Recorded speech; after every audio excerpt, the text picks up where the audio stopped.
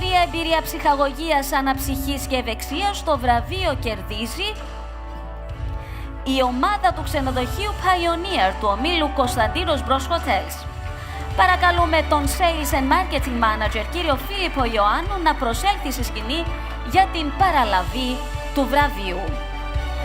Η ομάδα κέρδισε το βραβείο γιατί τίμησε την Παγκόσμια ημέρα τουρισμού με μια μεγαλειώδη γιορτή, πρωτοπορώντας και αφιερώνοντας πολύ χρόνο, αγάπη, κόπο, κόστος και μεράκι, κάνοντας αυτή τη μέρα ξέχαστη τόσο για το προσωπικό του ξενοδοχείου, όσο και για τους πελάτες που παρακολούθησαν και συμμετείχαν ενεργά στην εκδήλωση.